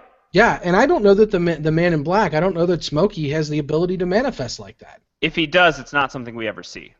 Yeah, so the question I have, and I don't think I can answer this, because we see a lot of third-person perspective where we see Smokey and Echo in the same scene. The question I have is Smokey in the eye of the beholder? It's interesting. So do some people see it as a white cloud, and they see what they want to see in it, because it sort of is a reflection, a scan of their inside. And so John Locke in that moment is feeling very empowered and feeling very much like a white knight. So seeing the white light is probably in keeping with that. He sees nothing but positive in that, and that sort of blindness to the reality that is something that typifies John Locke. So if that's what we're to be expecting, that you see in this in Smokey, what you see in yourself in that moment, then maybe that is what Locke saw. He saw only white, powerful things. He didn't see this darkness that Echo would see, where he has a lot of regret for all the decisions that he's made. And when the monster is sizing up Echo, we see just little image flashes in the smoke of like of Yemi's statue or little things like that give you some impression that that's what the smoke monster is reading off of Echo. That he's kind of reading all these horrible things that have happened and judging him one way or the other. But maybe that's because that's what Echo is carrying. That's readable. That's what he's showing to the world. That's his tell, or that's what he's revealing that the smoke monster is reading. So I don't know if John sees white light or not. I think we're talking an awful lot about something that ultimately comes down to the fact that they didn't know at the time they made this episode, so they chose to do it the way they did. I just think it's interesting that they decide to withhold that image forever. They never show Locke's perspective on it. I think that's an interesting choice, and I can understand people being frustrated with it. I actually kind of like it. I like that that's one of the mysteries on Lost that you kind of have to solve for yourself. I also think that the moment is just more powerful, leaving whatever it is that Locke saw kind of a mystery, kind of vague. But I do remember one of my favorite theories was like when Jacob was introduced, people were like, oh, Jacob can totally turn into a smoke monster too, and he's a white smoke monster. And then there were a lot of people who thought that there maybe would be like a white smoke monster versus the dark smoke monster. That could have been pretty fun. Yeah, two sides. Two sides, two players. Yep. One's a white smoke monster, one's a black smoke monster. It seems a little too racial, Josh. That is pretty racial. Yeah. We gotta be careful there. Yeah. I agree. We gotta be very careful with that. John Locke showing up covered in pig blood is amazing. Yeah. So here's something that I want to kind of get into with you. I wondered about as I was watching this. Is the implication that is your read of the implication that the smoke monster killed the boar for Locke? Yes. Yeah, that's your read on it. That's my read on it too, but it had not always been my read on it. This is sort of something I've come to, and not something that I even thought on a first. Yeah, for me, I when I rewatched Walkabout last year, I was doing it with like these really great headphones that I have no longer with me, and I was able to hear Lost better than I'd ever heard it before. And right before the monster shows up, before he reveals himself to Locke, and Locke looks up at a thing that we do not see, but can assume is the smoke monster. You hear the boar squeal. You hear the boar scream. So I think the monster kills the boar there, and then John showing up with the boar, I think the island just gave him a gift. That since I heard the theme, that has been my read on that situation. I mean, certainly you could read it as John Locke survives the encounter with the monster, proceeds to go forward in the jungle and just slaughters a pig, or you can read it as the monster being like, hey buddy, so I'm the monster, we're gonna be pals, here's a pig, have fun. So go look like a hero now. Let's put our, I wouldn't call them retconning glasses on, but let's put the lenses on that we have the whole series view from. Why do you do that for Locke? He needs to get Locke's trust. He wants Locke to like him. And I think that you could actually see it as late as Exodus. At the end of season 1. The monster's going to be pounding around, and Locke's going to tell Jack, like, everybody go ahead. Yeah. And, the monster starts dragging Locke through the jungle, and, Jack tries to save him from, like, falling down into whatever pit he's going to go down. And Locke says, yo, just let me be. I'm fine. Trust me. I'm good with the monster. The monster's my pal. So I think that the monster wants to cozy up with Locke here, because I think that the monster has some ideas for what he can use this guy for. And I think that's the key. I think it's that if I want to, I can read it through the lens of that the monster or Smokey also wants John to be perceived by the rest of the people as somebody worth following, as somebody who can provide, as somebody whose words do back up what his deeds end up being, or somebody who maybe does have a different communion with the island than other people, so that later on down the line, when I'm inhabiting his body and I'm using him as my sort of corporeal being, people will buy in that we need to kill Jacob. People will buy in that we need to follow and do what I guy over, and I will find ways to help him throughout to show that he does have some weird connection with the island, so that when he starts spouting shit that sounds like it might not make a lot of sense, people are going to be like, you know what, this guy all along hasn't made a lot of sense, but he usually follows through with what he's saying. So if you want to view it that way, I think you can. I think the opportunity's there, and so in that regard, not only is killing the boar and giving it, essentially offering it to Locke, an offering of trust, it's also an ability for Locke, because Locke doesn't come back and say, monster killed the boar, I dragged the monster back, or I dragged the boar back, and everybody's happy. John's more than willing to take credit for that boar. It's the long con, Antonio. It is. It's a long con. And that's one of the things that I really enjoy about rewatching Lost once you get to, the season 5 finale, and I guess technically the season 6 premiere, when it's confirmed that the guy who's running around looking like John Locke is the monster, is it really shades everything that you see with the monster earlier on in Lost, and certainly when you find out that he can take on the likeness of these ghosts when he's running around as Christian Shepherd. Even in Walkabout, that's something that he does. So the monster, kind of. Well, the monster. It's not the same actor, right? It's kind of a weird Christian Well, yeah, Shepherd. no, it's a stand-in. It's a Christian Shepherd stand-in. Right. Which I also hadn't really noticed until this rewatch. That the guy who's in the distance is definitely not John Terry. No. But nevertheless, it's the Christian Shepherd character, and the monster has hung out with Locke for like 5 minutes, and then he just like zipped back to where the survivors are hanging out. He's like, "Hey Jack, I'm over here. I'm your dead dad." So he's already, he's making plays at Locke and Jack in this episode, which I think is pretty cool. Yeah. But like, there's all that kind of stuff that you can now go back and you can watch. I think the monster becomes a really great character after you find out what his true purpose is, and I think that you can argue whether or not they do a great job with him in season 6. I think Terry O'Quinn does a great job acting as him, but I think that they could have made him a little more dangerous, a little faster. That's been one of my complaints about season 6 in the past. But I think that you look at stuff like this, and you can really see that the monster needed to con a candidate or needed to con somebody who was going to believe him into getting into a position to kill Jacob. So this stuff is very fun for me to chart, and I think that you get it as early as here. It's all revisionist history, of course, but it's fun revisionist history. I really enjoy looking at the monster as a confidence man, especially considering John Locke's real father is a confidence man, and then kind of his island father figure turns out to be just another guy who's conning him. Right, and I really like that is a multiple irons in the fire type scenario because of what you're saying. The same thing with Jack and Christian Shepherd. Let me literally be your father figure. Let me take that form on and really try to mess with your head because maybe you're my candidate. Just as much as Jacob is looking for candidates, the man in black putting out feelers. Yep, he's putting out feelers, putting irons in the fire, making his own candidates list. Is somewhat of a twisted mocking of Jacob's candidates list. Let's look at Jacob's candidates that he's brought to the island, and let's evaluate them for my use. He knows about who's on Jacob's list. He sees the cave. He knows where the cave is. Right, and maybe he's able to use that lighthouse, which pops up from time to time. Apparently, it's not there all the time. Let's not talk about the lighthouse. Let's not talk about that lighthouse. All right, I got it. Sorry. I don't like the lighthouse. Sorry, me neither. Not my favorite thing. Let's talk about this great ending. About the whole everybody at the funeral. The turning the fuselage into this big bonfire where they're burning up the bodies and they're having the memorial. And Locke is just on the outskirts and Michael is talking to him. He says, "Hey, thanks for the boar. I thought I should say thanks. Good job. That was great. By the way, did you see the monster?" And Locke's like, "Yeah, no, didn't see the monster."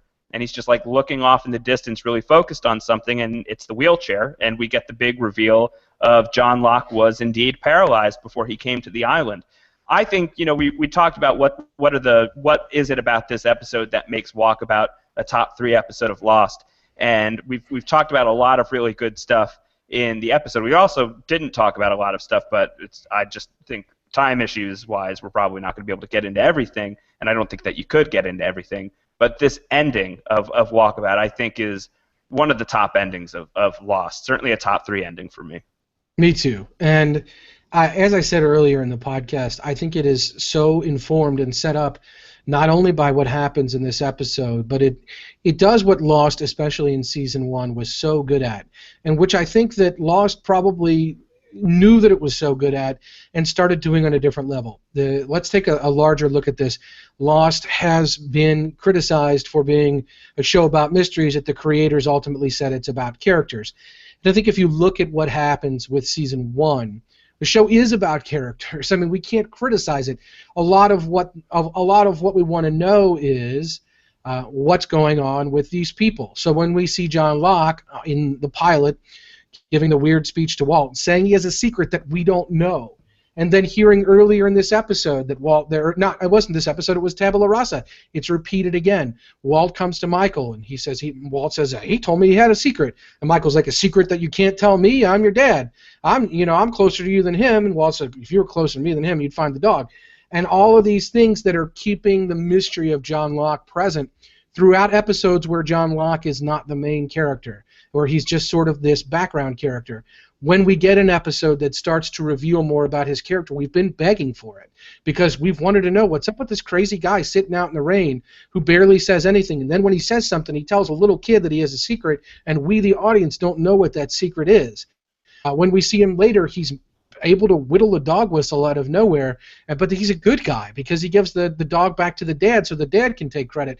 What's up with this guy? And then that question is answered, and we see the ending of Tabula Rasa with the crazy view of Locke's face like we talked about.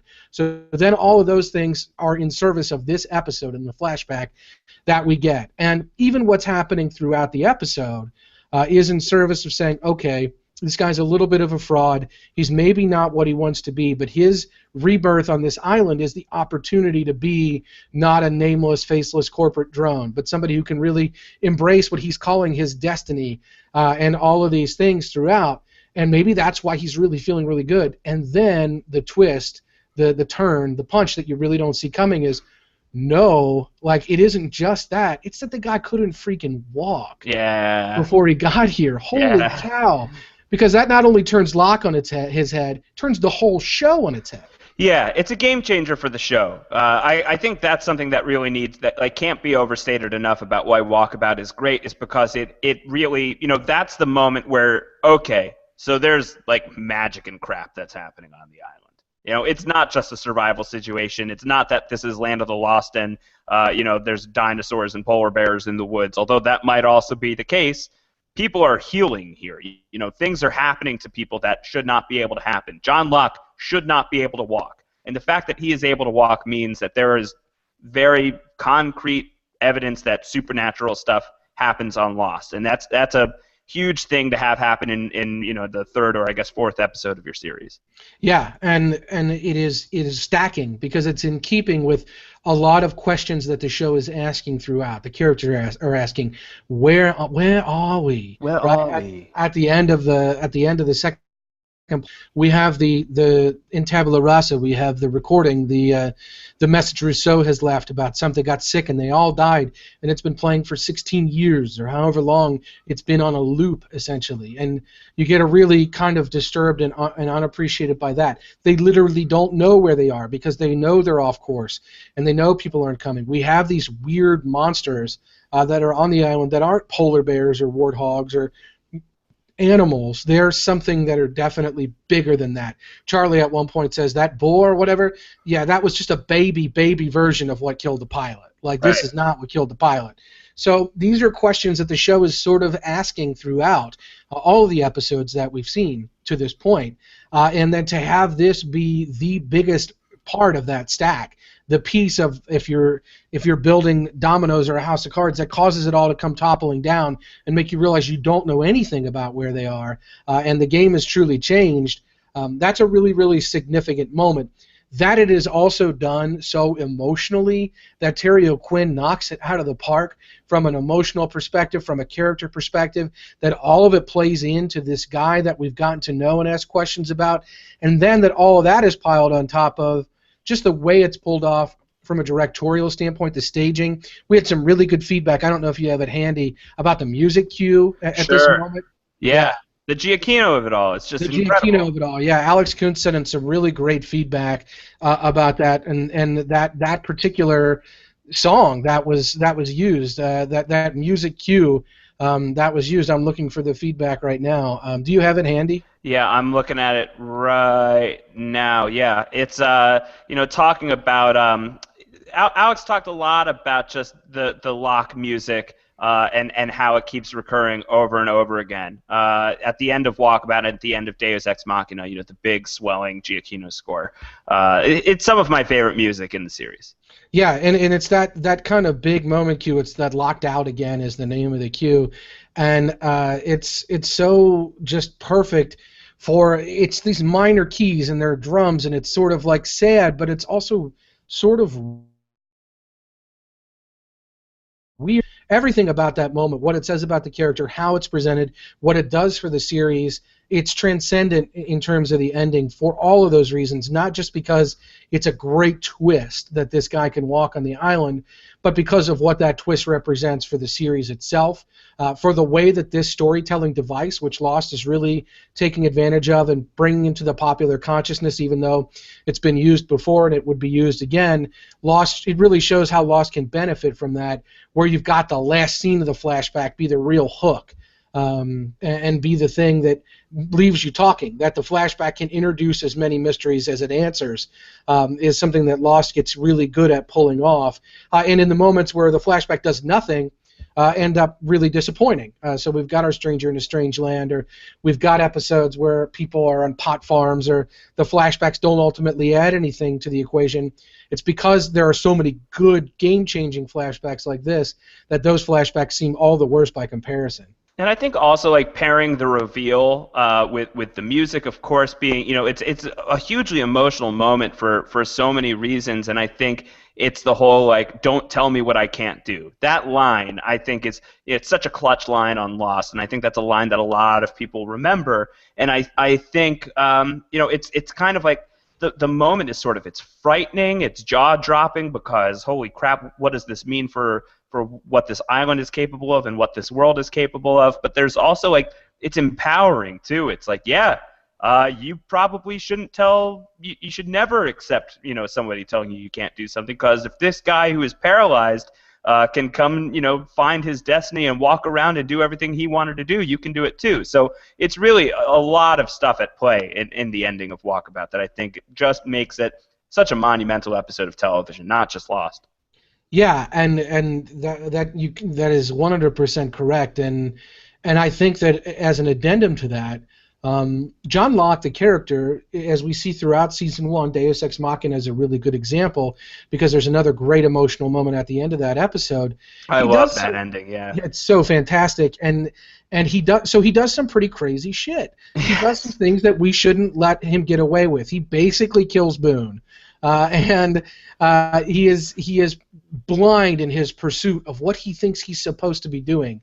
And I don't know that we would let him get away with that if we weren't on board with that. And part of us being on board with that is exactly what you said, that, look, he's in this office in Melbourne screaming about what his destiny is and don't tell me what I can't do. And within a few days, he's literally in the jungle living out exactly what he just said. So maybe this guy does have some sort of weird spiritual communion with some greater force where he really does truly know what he should be doing. And the moments of self-doubt, this sort of, I mean, this is a historical thing, or a mythological thing, depending on your view of the way things play out. Jesus was said to have moments of doubt on the cross. We've seen other figures who are leaders or who were supposedly had these spiritual leanings that they were tied into something greater than them, had these moments of doubt of their faith. And Locke is having that at the end of Deus Ex Machina and banging on the hatch, and then we see the white light that he specifically talked about that he saw on the island shine up into his face. And so us as viewers are like, this freaking guy, he might actually know what he's talking about, and we should probably listen to him. And that informs so much of what happens in Season 2 when he's insisting on the button being pressed, and when he wants to do certain things. He's very bullheaded about it. He is a man of faith, but you can see why he would be, because his faith is constantly being rewarded, even as it's being tested. Yeah. Oh my God. I mean, John Locke's the best character on Lost. Yeah, you're probably right. Makes me so sad that my boy Johnny Locke ends the way he ends, But in light of all that. But that's so great. It's so great. I think that it's the idea of, sure, maybe he's getting jerked around a little bit, but it doesn't mean that what he's doing isn't legit. It can be both. I think it can be both. I think you can be a badass and you can be a sucker. And I think John Locke embodies that perfectly. And I think, frankly, that's a lot of the experience of being a Lost fan, especially now. For many people, there are people who are very blindly loyal to Lost all the way through. People who believe in everything that the show accomplished, and I love that. I think that's great. I'm a little more disappointed in some of the developments that Lost takes along the way. And then there are people who are like completely disappointed, people who feel like they were completely conned by Lost. And I find myself somewhere in the middle, closer towards the happier side of that thing, where like I really love everything that Lost gave me, even if I didn't love where it ended up in the end. I feel really rewarded for my faith because I'm still so infatuated with the show. I love the characters. I love all of these things about it, and I don't know, that I feel kind of like the John Locke experience ultimately on Lost represents a lot of what it's like to be a Lost fan. Do you walk away from Lost feeling like, yay, we did it, success, great success? Do you walk away feeling like, oh, I got conned, or do you feel somewhere in the middle? And I'm somewhere in the middle, and I think that's a pretty good place to be. I think that where John Locke winds up, maybe he's dead, but he has made it possible for other people to save the day. So I think it's good. Yeah, and I think that looking at it from that perspective is actually, I think there's some value in that, and I find some value in that. Just even hearing you say it now, that's sort of the perspective that you can take about the show. That said, I guess I never thought of myself as the John Locke of Lost viewers. I think I always thought of myself as Sawyer, like that I was capable of withholding a little bit emotionally and being smart enough to be one step ahead and to know what was happening. I was never that way. Yeah, and I guess I was. That'd be pretty great.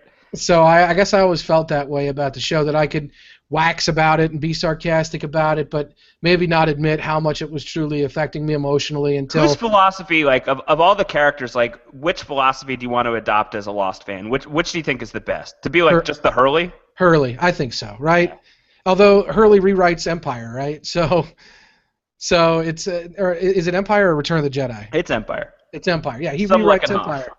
Yeah, some like it Hoth, right. So even Hurley, as a kind of a nerd kind of character, he has his feelings about the way things should have been, even in pop cultural icons. So it's not like Hurley just sits there blissfully happy about everything that's fed to him from a pop culture standpoint and doesn't have any passionate feelings about it. But ultimately, he's a pretty chill dude, and he's rewarded for being a pretty chill dude and trustworthy at the end of it. So that's probably the best perspective to have as a viewer, I think.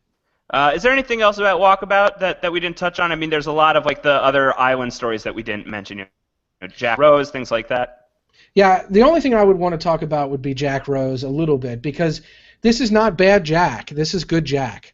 And we're going to get into some bad Jack in Season 1 relatively quickly, where Jack becomes a little bit grating, a little bit draining, a little bit bullheaded and annoying. And some of his, as we get to know more about Jack, some of his character flaws are seen a little more clearly. And they needed them, because he can't just be this perfect hero. He's got to have some flaws. He wouldn't be really an epic hero, right, if he didn't have some character flaws, which we could talk about. So in that moment, though, with Jack and Rose, we see a lot of positive Jack. And Rose even reflects, like, you have a really pleasant way about you. And I don't think that everybody who encounters Jack on the island after that could say that. But I think the Jack and Rose relationship is an interesting one. We know that Jack's kind of said to Rose in the crash, like, well, I'll wait till your husband gets back and I'll take care of you and I'll be with you. And when until there's Bernard around, we don't. Jack, that's the role. That's the promise that he's kind of made on the plane. So is he going to stick to that? What does he owe Rose? I think this is very good Jack, and it's interesting that Jack doesn't want to play a part in the memorial service. It's not really who he is. So I think all of that is a little bit better on island stuff. than you get all the time. Yeah, there's the Boone and Shannon stuff, which is annoying. And even though you're right, Hurley and Charlie are being silly and I love that. being bros, and that is funny. It's fun. They're like throwing a Hawaiian sling at a fish or just like a spear. You got to imagine how they ultimately got that fish is probably Jin handed it to Yeah, them. right. Yeah, like it was dead already, and they just picked it up. Like there's no way these guys caught that fish. Yeah, there's no way. Impossible. So there's fun stuff going on the island, and there's interesting stuff like with Jack and Rose. I'm fairly critical of Jack as a character, and I really like him in this moment. Like I really like that he has taken so much time to care about Rose. He's not being a hero trying to save lives physically. He's trying to save them spiritually and emotionally, and kind of giving her pep talks about faith and about the world. And this is a different Jack Shepherd than we get throughout. And it's interesting that what's kind of drawing him away from that is seeing his father in the jungle. So there's an interesting parable there, or story about how Jack, absent his daddy issues, might be a really good guy, but the more he thinks about his daddy issues and the more he's drawn down by them, the more he gets lost on that path. And I think that that's an interesting way that this sort of pops up right in this episode. I don't know if you have any thoughts on the Jack and Rose conversation in specific. No, my favorite Jack moment of the episode is when Claire asks him if he wants to like say a few words at the memorial service, and he's like, "No, I don't know. That's not really my thing. I don't think so." She's like, "Oh, come on, just a few words." And he's like, "I said no." Yeah, it's like really it's his wet hot American summer moment. So I really enjoy that. Yeah, that's pretty funny, and that works pretty well. The only other thing I wanted to talk about, because we're talking about Walkabout, we're talking about Walkabout, we're talking about John Locke.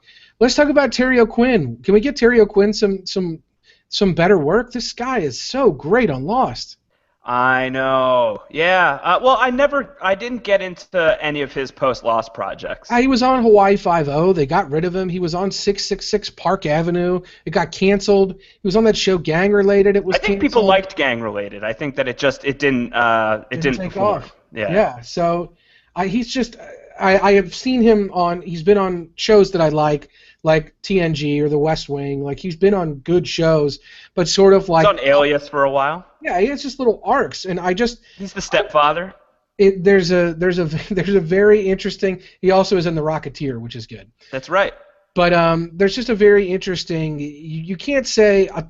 I feel like as a whole, the cast of Lost has been underserved in their post-Lost career by what they deserve.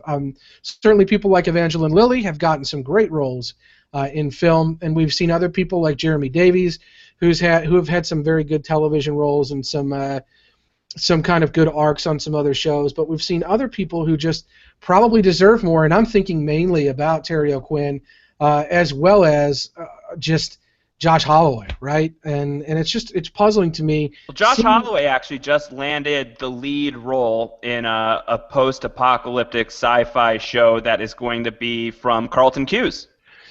Let's hope for the best on that one. Fingers crossed. I mean, it doesn't always work out for Josh Holloway. Yeah, because you wind up in a Mission Impossible movie for 30 seconds, and that's like the best that you've done after Lost is probably not great. You put him on a show called Intelligence, which is an absolute insult to everything about that word. Yeah. It's just like there are bad things. I only say that because on a rewatch, it really just stands out how damn good Terry O'Quinn is, especially at the end of the episode. It's the role of a lifetime. This guy can pull this off. Yeah. Well, I think one of the greatest tragedies of like post-Lost was that all that talk about Michael Emerson and Terry O'Quinn like doing a show together never. Yeah, about Hitmen or whatever. Yeah. Yeah, their idea was that they wanted, Michael Emerson and Terry O'Quinn wanted to play two middle-aged hitmen who have like average lives outside of it, and it was gonna. I think Bad Robot was involved in it. It was I think it was in development for NBC or something like that. And that explains why it failed. Well, it just didn't go through. And then Michael Emerson got cast in Person of Interest, and immediately it was like, okay, there's no chance that this is happening anymore. So that really sucks. I think and they both were like kind of like interested in it from a creative standpoint. I think they were really the ones who were advocating for it. And that show. But in terms of getting Terry O'Quinn better work, the Lost 2 think tank going, I think the sooner we can make that happen. Let's do it. Yeah, I think so. Other than that, Antonio, I think that's going to cut it, right? Yeah. Yeah, so 10 years after Walkabout, we just talked about Walkabout and peeing with knives for a while, so that was fun. I would still take it. If I could never pee again in my life, but I could throw a knife every time instead of peeing, I'm in. All My right. only question about this is, what happens when you don't have a knife handy? You just got to hold it. That's pretty You rough. got to hold it until you get a knife. I'm just carrying a knife with me at all times then, which I guess makes peeing on an airplane pretty difficult. Yeah, you can't pee on airplanes at all. Well, I'm already pretty much in that category. So. Oh, really? Are you afraid to pee on airplanes? I don't like that. I don't like it. Claustrophobic. Are you afraid they'll break into 3 pieces in midair if you go pee? Only if I do heroin in the bathroom. Well, that's every time you go to the bathroom. Well, no, I don't. I would not accept that. I would not accept that. I would rather pee than have to do heroin every time I had to pee. I think that's probably a good call. I think so too. Sometimes you just like you said, you have to excuse yourself from a very polite dinner. Yeah, I need to. I shall return momentarily. Go to the bathroom. If you come back, just fade it out on heroin. Not the best plan. Yeah. I'm gonna meet my fiance's parents. Oh, excuse me, I have to go to the bathroom, and then you're on heroin. I don't think you want to do that. On the other hand, if you go in the bathroom and throw a knife into the wall, who's the wiser? Yeah, well, I guess people would probably, like, at a dinner party, all the knives are suddenly disappearing. Showing up stuck in the bathroom wall. It's like, man, that guy really had to pee. Who did this? God. Where are we? Somebody made a knife-based devil's bargain regarding urination. Very strange. Very bizarre. Well, anyway, this is Lost Lives, and this is what you can expect as we get deeper into Lost Lives. There's lots of jokes about peeing and stuff. We got to dig deep, Josh. Got to dig deep. Antonio, thanks so much for joining me to talk about Walkabout. We're going to be back next week. October 20th sees the return. This is the plan for right now, at least. The plan is to get Joe Garfine back on the podcast, who has been away from Lost Lives for quite a while. She had a very busy September, was very busy with Cancer Gets Lost. Was 2014 on Hawaii. She just, I think she just saw Lost the musical out in Los Angeles. And on top of that, White Rabbit is what she has told me in the past and has said on Lost Lives in the past as the episode that hooked her into Lost. So next week, October 20th, is the 10-year anniversary of White Rabbit. So we'll get Joe back on the line and we'll catch up with her and see, talk about all the really cool stuff that's been going on there. And after that, we'll see where we go. But Lost Lives, we're back. This is where we are. And Antonio can be followed on Twitter at AC Mazzaro with 2 Z's, 1 R. I'm at Round Howard, like Ron Howard, but rounder. You guys should be. This is what we're doing here on Post Show Recaps. That's postshowrecaps.com/iTunes. If you want the Lost specific feed, that's postshowrecaps.com/Lost iTunes. Antonio can also be listened to right now as he's wrapping up Boardwalk Empire, the final season. Him and Jeremiah Panhorse have been rapping about that. When is the next episode? Is that going to be tonight? You guys are going to record that? Yeah, we'll drop that tomorrow morning. It'll be up and available. Big doings on Boardwalk Empire last night. Yes, I've heard. So I have heard. Sorry about that. It sounds like it was a big episode of Boardwalk. You will never watch this series because you already know everything that happens. I kind of do know everything that happens, but it's okay. It all sounds really awesome. I eventually want to catch up on it. But how's the final season of Boardwalk? Are you happy with it right now? It's very good. What remains to be seen how hard they'll stick the landing, but they're going all in, so I appreciate that. What about, Josh, the show you're podcasting about with Rob Cesternino, Sons of Anarchy? How's the final season going there? It's going well. A lot of people just died. I don't think that's much of a spoiler because a lot of people die on every single episode of Sons of Anarchy, but a lot more people have gotten really intense for Jax Teller and the Sons. And also, Rob Cesternino and I just relaunched the Walking Dead podcast. Walking Dead just premiered its 5th season. And no one died on that, right? No, everybody was alive at the end of It was like a musical Lost. Like they just did a song and dance, a little soft shoe. Yeah, it was pretty good. It was pretty clean fun on Walking Dead. So yeah, if you guys are into Boardwalk Empire, Walking Dead, Sons of Anarchy, we're doing all that good stuff here on Post Show Recaps. Again, that's postshowrecaps.com/iTunes, and for the YouTube stuff that we're doing, postshowrecaps.com/YouTube.